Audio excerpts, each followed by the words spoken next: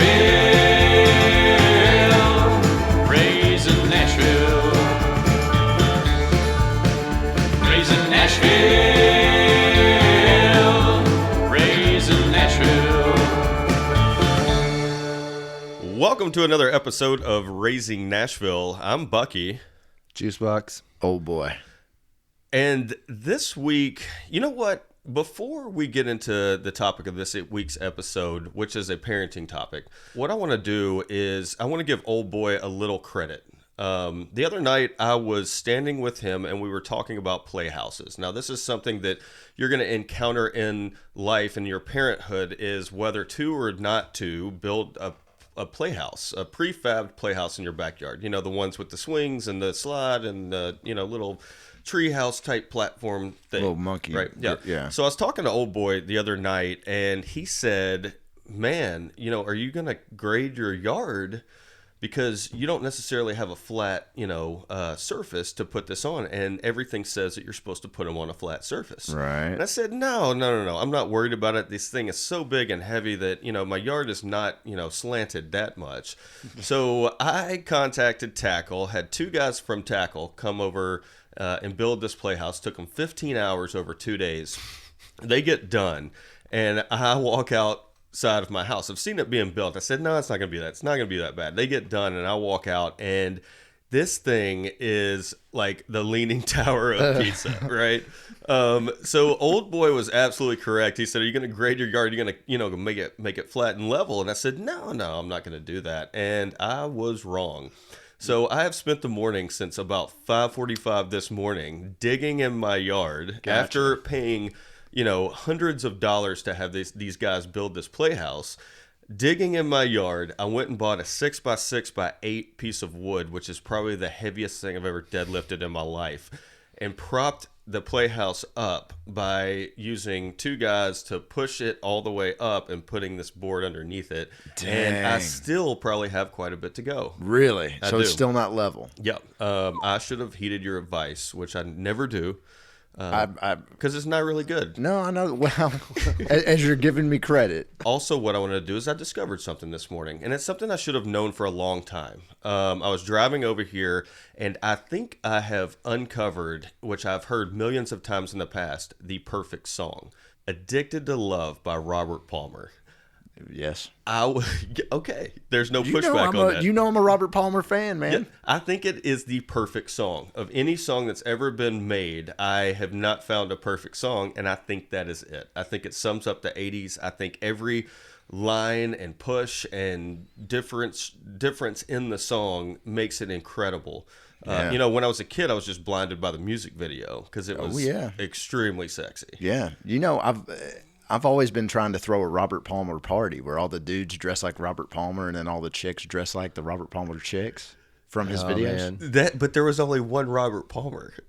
Right. We're all Robert Palmer and all the chicks are all the Robert Palmer chicks. But I don't see the continuity. I think you should throw maybe you want to throw a Robert Palmer party where you're the only dude dressed like Robert Palmer. We all have dreams.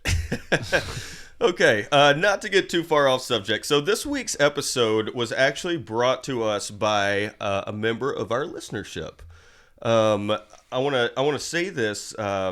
He did say his name. His name is Joey, and on Instagram you can find him under Roey_Jichards. I know that sounds odd. ROEY_JICHARDS. So it's like Joey Richards, just backwards with the first two letters. Damn, I did not put that together until right now. I've been trying to figure it out all week. And you told me earlier you were that you contacted him on how to pronounce his last name. Yeah. His whole name. God, the things that you... Oh, man, that's those street smarts kicking in. I guess it is. Thank you to Joey Richards for reaching out to us via Instagram. I think we're gonna elevate you to like a gold member of our listenership. Yes, it's the first person that's brought us a topic, and what he wanted to say was... I'm going to read this verbatim, the message he sent to me. He said, I would love to hear the topic of children and technology. As I am 34, I went on tons of road trips as a child, and I had visual stimulation of what was outside the car window in and engaging into conversations with my parents. I didn't get my first cell phone until I was 18. Nowadays, I see 5-year-olds with iPhones, and they can't seem to go on a road trip without an iPad. What is too young anymore? I would love to hear you guys take on technology and its pros and cons on our youth. I am going to be mixing old school and new school with my child, taking them to the library to do research or having limited access to technology while on a road trip. I want your guys' take on this subject and the other 95% parents out there. I guess there's a lot of people that want to know about this. Absolutely. Yeah, it's a big concern. It's a big part of our lives. It is. So this week's episode of Raising Nashville is entitled, Let's Go Outside. I was going to call it Screen Time, or You're Grounded from My Phone. Wait, Juicebox, do you have anything to add to that? To me, it's just like screen time. Just look at this. That's a good point, because I think a lot of parents just give their phones over to their kids when they're just done with dealing with them. Like, here, look at this. You've done it. You've said it at dinner and stuff, and we've done it. I did it yesterday. And where at Southern Grist Brewery. I was there for a crawfish boil, having a few drinks with some friends. Juicebox ended up showing up with his kid, and it's a family-friendly place. So if you're new to Nashville, feel free to check out Southern Grist on the east side. We don't make adventures over to the west side very much. The west side is a solid location too, though. It is. They have amazing beer, great food trucks that show up every once in a while, and they throw some pretty cool parties a couple times a year. But so this week we want to get into allowing your children screens, and from what Joey Richards asked was, what age is too young? Now, I can get started on that to say, I don't know if there is a too young age anymore.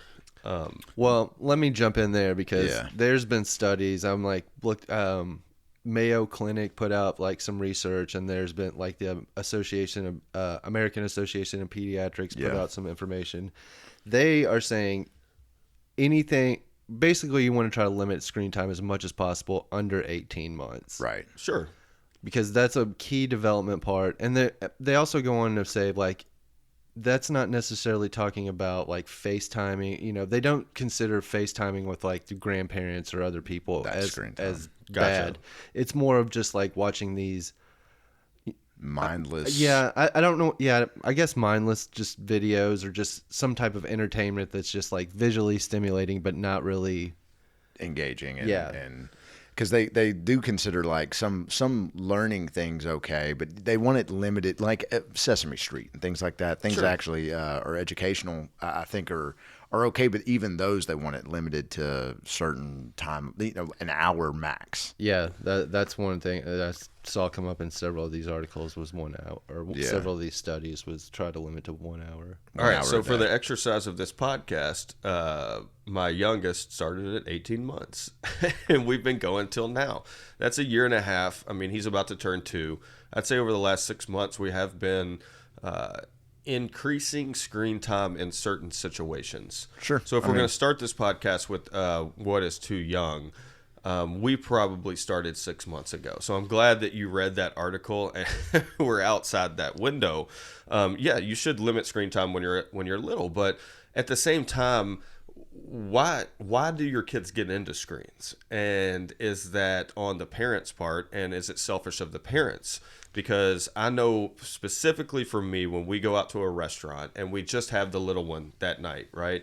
Or we have both of them, there has been times where I pull up my phone and I click on the Netflix app and put on Garfield, and it will solidify this kid for 30 minutes while we have a meal in peace, and nobody's getting up and chasing him around, and he's not jumping on anybody, and you're not having to pay super attention to him. But we do allow him to watch Garfield on Netflix. Sure, I think that's very common. I think that's why a lot of people do it. It distracts them, and it does. You're able to release yourself from having to constantly watch over them. You can enjoy yourself for the amount of time. Yeah, and I can understand as parents out there, if you are parents, that some people probably think that people are looking at them bad if they're if the kid is that little and they're giving them screens. I don't care. Like, I don't see any eyes on me. I bet some people, try to pick and choose where they're actually doing this. Right. Yeah. I mean, people do it, and it's a part of common life. The reason we don't do it, or I don't do it when I'm at dinner with my kids, is because I want to look at my phone too. Not giving this up. Yeah. Well, that's one thing. Like, our kid is 8 months old now, and he is already like. Immediately, he was very interested in phones. I mean, it's just the glowing screen, I guess. Yeah. When it's colorful, and then when you're like doing the selfie cam with them, and they can see their own face, like our kid loves that. He's like looks at his own face and laughs and just has a great time with it. So they're like just becoming more conditioned to just be looking at phones. They see us looking at phones. Absolutely. That's one thing I've tried to be more aware of, and it's tough. Is like, if my kid is sitting on the floor like playing with something, and I'm trying to be self-conscious of not sitting there like looking at my phone or something, because I don't want him to look up and see me just paying attention to this phone, because it's just teaching that behavior. I also noticed that. It's very prevalent. Yeah, and for a lot of parents out there, I mean, you work hard during the day, and you don't necessarily have that time to look on your phone. And for some people, it's a relaxing thing. They're just mindlessly scrolling through social media, and it's not to find out what this person is doing or wish this person a happy birthday. It's just like a mindless thing. It helps you relax. Absolutely. Yeah. I don't look at my phone during the day, and then if I get home or something, I browse news articles, and just if something catches my eye. But I mean, the amount of time, the adults spend on their phone is got to be directly correlated with children's interest. I mean, they see us on it and they're thinking, okay, man, it must be something good on there, man. Yeah, exactly. And then, their experience with it is for the most part stimulating. So they're like, okay, this is great. This is what I want. It's tough for me too, because, almost everything I do is based on like I have my laptop out all the time. I'm like working on this podcast or working on some video for work or doing something like that. So he sees me like on a computer also. So it's just like I have to try to be more self-conscious about what I'm showing. Like, I don't want him to just see me mindlessly staring at a screen all the time, because that's what it looks like. Exactly. When I'm like hard at work on something, I probably look like. No, I get it. I've said some bad stuff. No, I get it. I'm kind of interested in what you're going to say now. I was going to say a little slow. Well, but I'm the same way. Like I get home, I have my phone, or I'm on the computer. 'Cause I have to do a lot of computer work at home, so it sucks, man. And my daughter's very cognizant of it too, because she comes up and she's like, my daughter tells me all the time, Daddy, I wish you didn't have to work. Or she'll tell me, Daddy, get off your phone. And I'm like, damn. And it's gotten to the point where I'm like, all right, so I just put my phone in my room. Yeah. And like play shop or whatever we play. Play shop. She calls it buyer and seller. She's either the buyer or the seller. I mean, it's okay. She runs a store. She does. Yeah. You haven't fired her from the store yet, have you? It's her store. It's hard to fire a self-employed. It's hard to fire a self-employed person. Oh yeah. Well, she comes in. She drives a hard bargain too, man. It's like, really, $10 for this? Yeah. Oh, man. And we're all late, 70s and early 80s 30, babies. Dude. No, I'm saying we're late 70s, early 80s babies. And, you got to think that our kids are seeing us on our phones from birth, right? It's work. It's, a lot of it's work. It's social media. It's, communicating with people through text messages and things like that. When we were babies, what did we see? In regards to a phone, I mean, your parents were always on the phone, right? They're always talking to somebody, because you could not communicate through social media or find out what people are doing. So they were constantly talking to their friends or family members.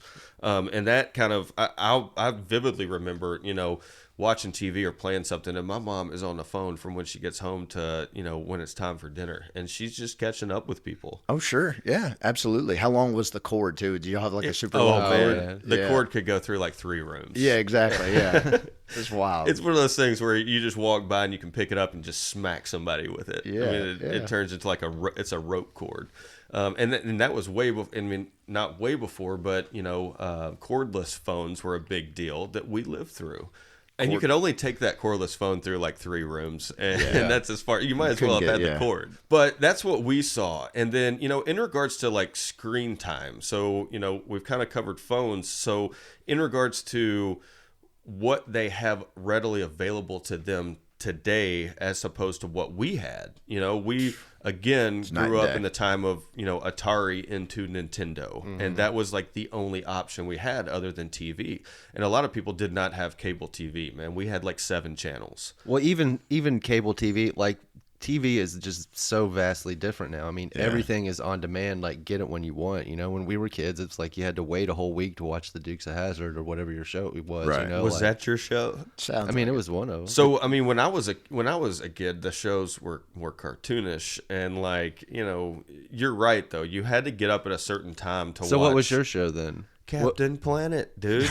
You had to get up early. Are you serious? I swear to God. I'm not just joking about this Captain Planet thing. I am a fan. And I was a fan. It was the generic, like, He-Man, No, he wasn't even close to He-Man, dude. Yeah, okay, Captain Planet was... Who was the bad guy in Captain Planet? Like anybody trying to destroy the Earth. Somebody that was polluting. Litters. It was kind of like Scooby-Doo. There was a new one every week. Oh, was it? Okay, yeah. okay. I couldn't stand Captain Planet. Yeah. Yeah, I remember the 2 jerks one time that were driving down the road, and like they're just throwing trash out of the truck. So they have to get superheroes on these guys. Man, you could just call the cops and get them, make it a lot easier. But it was a fun show.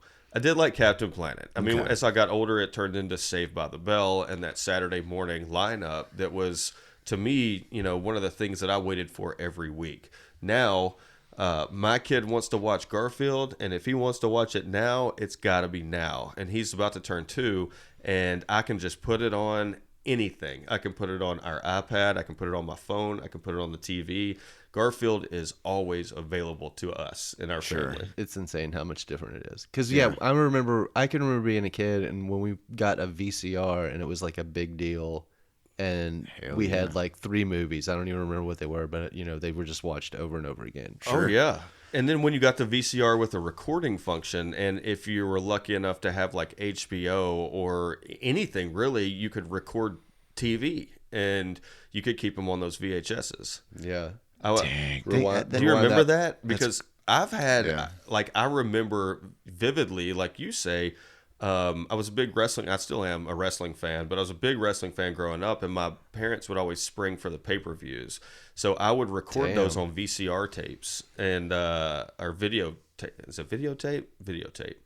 I would record them on videotapes, and I would keep those in my backpack. And at one point I had 15 big videotapes in my backpack of just bootleg recordings of wrestling. You're selling them?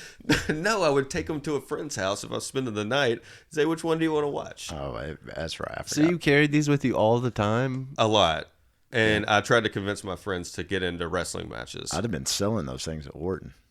Yeah, I bet you would have. I would have. Yeah, public school probably ate that stuff up. That I want to talk about something real quick, because we don't watch a lot of TV now, and we've limited my daughter's phone time. We don't even let her watch the phone anymore, so we've kind of weaned her off that, and screen time, TV time is very limited. But at night she gets to watch some kind of cartoons, and that's crazy to think. When we were kids, I could only watch cartoons on Saturday morning. That was it. They didn't play cartoons at night. Yeah. You didn't have that option. Yeah. There were some after-school cartoons, though, because I can remember watching, like, Transformers or something. Yeah. From school sometimes. Power Rangers, maybe. Power Rangers, it came on before and after school. Ninja Turtles. Ninja Turtles. Yeah, that feels like it was an afternoon cartoon. That's true. That's true. And it was right when school was over. Right. So it probably wasn't the best time. It's a good time for, if you're a producer, to, hey, this is our time slot. Sure. Right when those kids get home. But yeah, basically, I guess the point of all this is there wasn't as much stuff to watch for us. No. I feel like we had, like I said, we've talked about there was some afternoon cartoons, so you would watch that, and then like the news would come on, and you were like, I'm not watching the news. I'm 8 years old. What the right? Yeah. It's normally when you ate dinner. Yeah, like when the you news ate dinner, was on. and then maybe some show came on that night that you wanted to watch or whatever. But other times it was just like, it was adult time, man. Yeah, it was adult. Yeah, exactly. You went and played with stuff in your room, which kids don't do anymore. So, you have a 4-year-old, so maybe because you're limiting screen time, she is playing with things in her room. I'm more referring to our 9-year-old who gets all of this stuff for every holiday and every birthday and every Christmas, and his room is just decked out with toys, right? I'm jealous. 9-year-old young boy is jealous of what Asher has. Absolutely, dude. It's insane. I mean, he's got like a life-size Darth Vader in his room that can light up and move and do all this stuff. Hold on. It's not life-size. Okay, so it's life-size. It's taller than he is. Yeah, but Darth Vader wasn't 4 feet tall. Oh, wait a minute. Okay, sorry. How do you know that? You're right. I guess in the galaxy a long time ago in a far, far away, a long time ago in a galaxy far, far away, everyone may have just been slightly shorter. So especially Yoda, he just like it's like a Smurf. it's like concert stage stuff. Like when you see somebody up on a concert stage, you think they're larger than life. The first time I met, or the only time I met Tom Petty, that dude is like an entire head shorter than me. I mean, he's a tiny dude, but he always looked so big. So yeah, they're not playing with stuff as much anymore. And as you know, our listener suggested today, he wanted us to cover road trips. And so when we were kids, like he again suggests, we didn't have these options in the car. No. And you guys remember back in the day, I mean, the whole thing was, are we there yet? You know, they've made movies about it. It was a big saying. It was an annoyance for kids. Are we there yet? Are we there yet?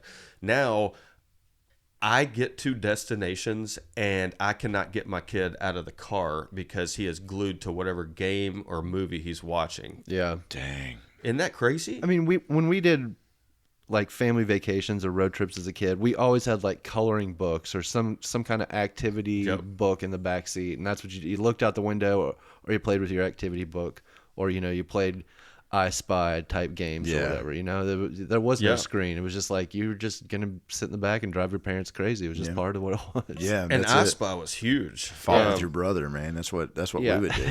And fight, just hit each other. Fight. Yeah. I mean, do you remember when we got a little bit older? I'd say maybe like 11, 12, 13. They made those little road trip games like Hasbro, like Mini Connect 4, and like games that you could play in the car. That little baseball game. I thought that was the greatest thing in the world when they came out with that. Now, they have everything at their disposal. I remember my grandparents, we were going to Florida one year, my grandparents bought me and my brother this like game. It was like some kind of basketball game that you could wind up. So it was like, that's how it moved, like the goal moved. So it was just, I remember like you wound it up and it was just going like, and you're also hitting this little switch that's like flicking these metal balls to it. And I remember like after 30 minutes in the car, my dad was like, we got to get rid of it. Like we weren't allowed to play with it anymore on that road trip. That's, it's like, I kind of felt like my grandparents did it on purpose. It's like some kind of payback towards my dad for how, like for him being a dick on a road trip. And that's what's weighing out what's worse. Is it us saying, are we there yet? Or is it the things that you're providing to us? Because now, before more recently, we bought Asher a pair of headphones because I was so sick of hearing like video games and everything in the back when we went on road trips. So I think our road trip experiences, as touched on before, was a little better because you're seeing things and you remember what, South Alabama looked like when you were going to Florida, or you remember going through this area before. This is crazy to say, but sometimes I take Asher to school and he doesn't even know what street is close to his school, and he's been there for 3 years. Like when we get close, it's like start zipping your backpack up, get ready to jump out, and he's like, "Oh, where are we?" And I'm like, "God, come on." So is he looking at a phone on the way to school? He's not. And that is another thing that, I don't know if that's directly related to it, but he doesn't. And he does stare out the window. I just think that it's like a glazed over stare. Just in his own world. Yeah. Start asking him. Say, man, you're gonna direct me to school today. Tell me which way to go.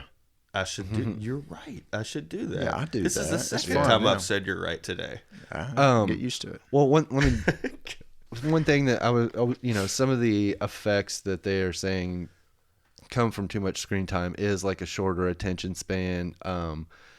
So I don't know if that would be part of, they're just like not paying attention as much to what's going on around them, or, even if they are paying attention, they just get distracted by something else and start thinking about that. Another one of the things was like they don't pick up on social and emotional cues as much when they're talking to people because they're not they're not having they're not having the interaction with people as much anymore. It's like I feel like when we were kids and we didn't have a screen at a restaurant and you started acting out and your parents or God, the worst was like if another adult yelled at you, that was like the worst thing. Yes. You knew you really messed up then. But see, that's like, you're picking up on those social cues. You're learning like, okay, this is annoying. This is how they respond to this. Like if their kid is just looking at a phone the whole entire time, they're not really going to be experiencing that acute stress. They're missing out. Yeah, they're missing out on lots of interactions more than. And that's like reading mannerisms in people. They're missing out on that now. I think a lot of people. This kind of touches on like. The millennial generation is on, the main form of communication is text and nobody talks DMs to anybody anymore. Nobody talks to each other. It drives me crazy. It's like, man, I leave voicemails all the time and my friends hate it. I haven't checked a voicemail in 5 years, probably. If somebody leaves me a voicemail, I'm generally like, well, they'll probably call back or send a text if it's really that. I try to leave real gems on voicemails too. You do. I do. You also have somebody from your family call me on my birthday every year, associated with the governor of Tennessee. I'm not related to the former governor. Former governor, yeah. I've been called by the governor. I've been called by the granddaughter of the governor, and I've been called by the governor's wife. The governess. The governess on my birthday. Before we get too far away, I used to, on road trips, I used to read a lot. And I know I had to get over like car sickness to read a lot. But I agree with you guys. I think like the scenery, looking at stuff, it creates, you have to invoke your own imagination to right, yeah. To get through because car trips, man, when you're a kid, you're stuck in a back seat and there's nothing to do. It sucks. Yeah. It sucks. Mm-hmm. And I enjoyed the imagination, the games we'd play, the conversations, the things like that. I wouldn't trade it. I can't imagine if I had the option to watch a movie, I'd have been watching a fucking movie. Oh yeah, 100%. Yeah, I'm not trying to say that. Yeah, but and we were in this awkward split time because you guys remember portable DVD players, and that was all the rage. Like when you got those on those tiny screens that just popped up from the portable DVD player. I never had one of those. I had one, and it was set on the dash of my car, so I could watch stuff while I was driving. Like when I was like 19 or 20. That was genius. No, it was not smart. I want to say something though. We took a trip to Colorado when I was a kid, and we drove. Now going through Colorado, it's beautiful. There's gorgeous. Things that driving through the mountains. It was summer. It was great. There were things to look at. I didn't want to look at a book or look at a phone. I was very enmeshed in it. However, when we were driving through Kansas, I wish somebody had just put me to sleep. That is true. Shout out to you if you live in Kansas. Yeah. So they know. Yeah. So I mean, there's a differentiation between road trips from when we were a kid and road trips now. Another thing that I wanted to touch on, just to kind of bring this full circle, is in past podcasts we've actually talked about it. Our YouTube Kids podcast.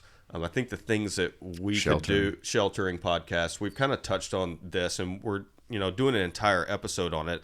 But the amount of screens that your kids have, and Juicebox has one that's really tiny. I've seen on the Instagram, this Joey Richards who asked us to do this today. He has a very small child, so I bet they don't have a screen. You have a 4-year-old. Mm-hmm. How many screens does she have? When screens, I'm talking a phone and an iPad. TVs can count. Portable video games. I mean, we Does she even have one? We have a Kindle or something that we take on plane rides with us. Mm-hmm. That's really the only time she uses it. And then we have 2 TV screens. We don't let her look at our phones anymore. So 3. That's okay, and that's smart, and that's low actually. That's really good. See, and I've talked about this before, but I've counted up to 9 screens for my 9-year-old. Mm-hmm. It seems like he gets a screen every year. What do you get next year? Not a screen. Projector. No. You should get a projector. That's the thing. Every holiday, I do not buy him something that's like electronic. And it's in me. I've bought him like a soccer goal and a scooter and a bike and all kinds of things. That's good. I try to project that. But he still gets the screens because he's 9 years old, and that's what he wants. So you want to try to give your kids a better life than you had. Well, sure. Yeah. So he has, 2 phones, his mom's old phone, and he was actually given a phone, for this past Christmas. He's got like an iPad type thing. It's not it's a generic one. He's got a Nintendo Switch, which you can play. He's got the Wii something handheld thing that you can also play. Comes with it. We have what? The screen switch. Yeah. Yeah. Well, the Switch and the Wii, and then he has a TV downstairs in our basement, and there's a TV upstairs. So Netflix, and with everything that they watch, I'm counting both of those screens. He watches a lot of like Dragon Ball Z and Pokemon stuff. So I mean, that's an accumulation of screens. Plus, I have kind of a generic iPad as well, and he uses that too. I want to know what this generic iPad is. It's like a Lenovo, which is a brand of kind of a cheap brand of computers. Oh, okay. I thought it was on the Amazon treasure truck one day. It's an iPod. Yeah, like a MyPad. No, it's not a MyPad.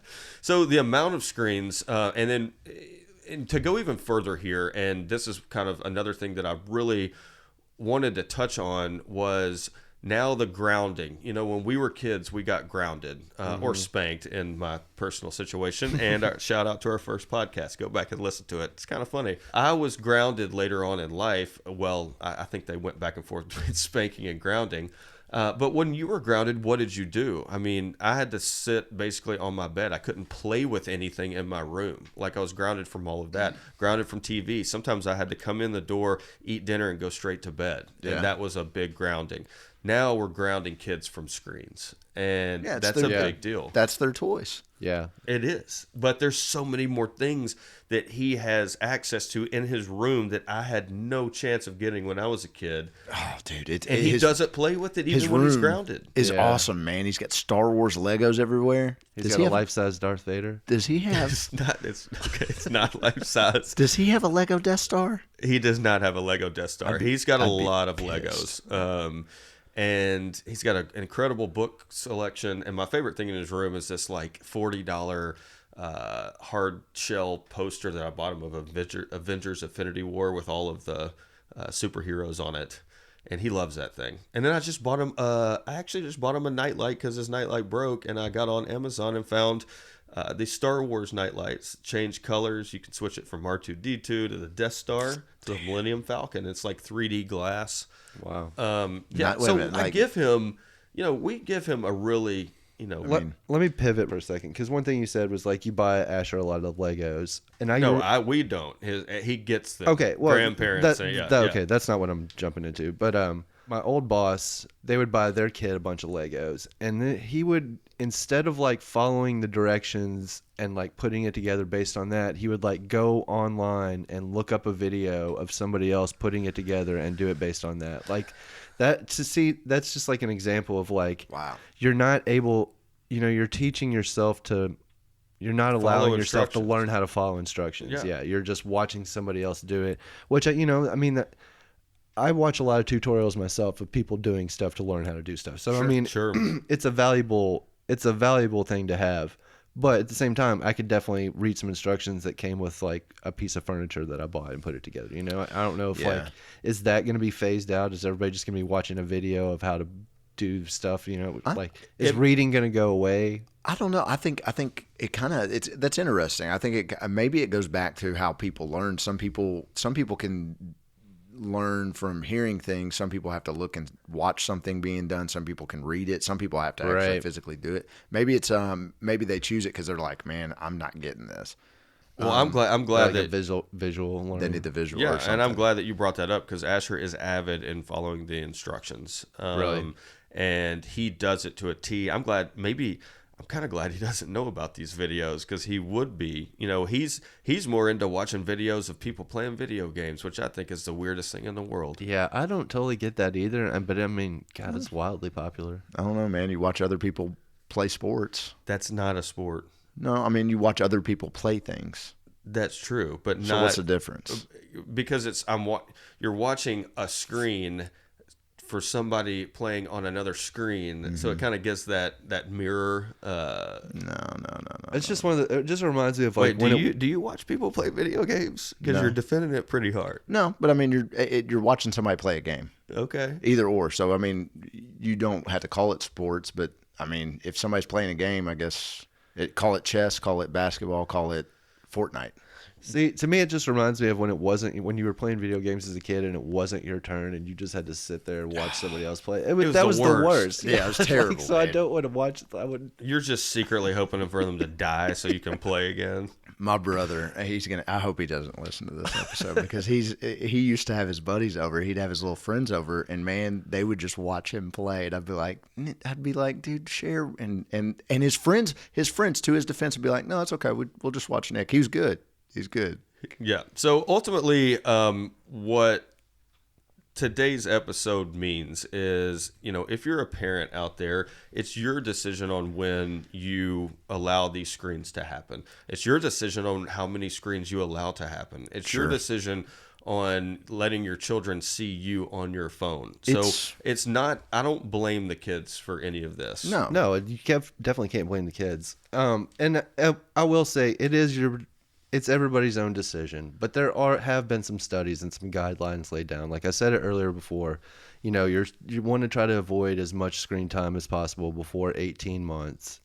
Besides from FaceTime, another thing they're saying is like even for that 1 hour of time that you're allowing them to watch, it's better to be something like educational, or if you're like actually watching it with them, so you can discuss it afterwards. Yeah. So there's still some like stimulation to them beyond just looking at the screen. They're learning to talk about what they watch, so it kind of helps them, develop in that sense. Yeah, absolutely. Because screens are inevitable. Yeah, exactly. You just have to make the best decision possible. And to go back, we allow our 2-year-old to watch 30 minutes of Garfield so we can have a peaceful dinner or night out, because we don't get out that much.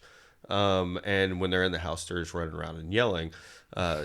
So it really is on you and your decision to make. I mean, you can read these articles. You can take somewhat advice from this podcast. Do read the articles, man. There was a CNN. CNN had a study, I think. Yeah, Mayo Clinic put out a study. I think it's from 2017, or the one I was looking at was from 2017. But it was done by American Academy of Pediatrics. So there's a recent one too where they were studying like the brain of children that have had access to a lot of screen time at an early age, and it's like thinning their cortex and basically making them slower. And are you sure that's not just the fluoride in the drinking water? Well, it's a combination. It could be. It's a combination. Again, if you haven't heard our conspiracies podcast, God. Well, in the videos, there's subliminal messages also to tell them to, so they like work together. That's right. It's so it's kind of like going to the movies and like they want you to eat popcorn and drink soda by putting subliminal messages in there. So it's like you get this fluoride in your brain, and then you start watching these YouTube videos that brainwash you. Like, okay, yeah, I'm glad we did this podcast because everything is becoming clear. It's all full circle. Yes, and if you remember, they've been warning us about screen time since the invention of the television. Yeah, I mean, it was big PSAs and after school things, and the late '80s and early '90s. So. Now that we are old enough to understand that and understand some of these things, I mean, it is our decision on what we're going to do with our children, as it was our parents, because we grew up in the age of TV, in the heyday age of TV, I'd say. Did you guys have a television in your room when you were growing up? Not until later. Yeah, like high school. Yeah, I think I got one in my room in high school. The hand-me-down. We got the hand-me-down. Yeah. Okay, I got a new one, but I was like 16 or 17, so it was late high school, I'd say. Most of my early high school was lying in my bed at night listening to the radio, again with like a recording tape type thing, and waiting for that favorite song to come on and hit record.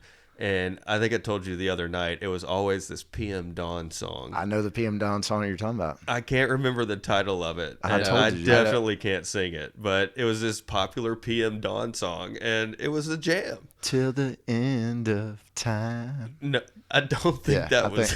Da-na-na-na-na-na. Oh, I mean, and there's... Is that PM Dawn? Isn't it? It's not. That sounds like Jodeci. I hope not. Yeah. Why do you hope not? I don't even know who Jodeci is. To find out I'm a secret Jodeci fan, I'd be like, oh man, Jesus. I've dropped somewhere. Well, thank you again to our listenership out there. Please go on socials and, follow us, like us, find this podcast, rate us. We're so happy that one of our listeners today reached out and gave us a topic. We're kind of ecstatic to talk about it. Yeah, absolutely. It was great to get some feedback and some direction from a listener. So, yeah, keep them coming. Yeah, so let me jump in since we're wrapping it up. I just want to throw out some of the suggestions that the American Association of Pediatrics put out to kind of like limit screen time. Is just like, make sure that you like dedicate time. Like this is a time where it's no phones. Like you can go outside and play. You can play in your room. Sure. You can do whatever. But you're not going to be on a screen. You're not going to be watching television. Don't let them have it on in the background. Don't have the television on in the background because that's creating a distraction. Sure. Even though and I'm super guilty of that because I mean if I'm making dinner sometimes or if I'm like cleaning up the house, like I'll put it on The Office. Like I've seen The Office 1,000 times. I'll still just like throw it on as background noise. I'm 100% guilty of that. So that's something I need to personally, need to, be more aware of. And then it's just like limiting your own screen time. So we talked about that earlier. So they're not seeing you on your device all the time. Mm-hmm. And then, making sure like when they're a little bit older, they don't have a phone or pad or whatever in their room to be distracted. Like when it's time to go to bed. Cause that's another thing too, is like, kids are staying up too late. It's interrupting sleep cycles. They're not like getting the amount of sleep that they need to get. And then like, they're so stimulated right up until it's time to go to bed. Like they're not, it's just messing with their sleep patterns.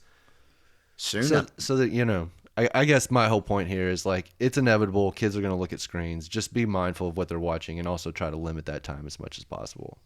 I think I've learned a few things today, and especially in that last 30 seconds. And I'm going to take more of a conscious effort on it too.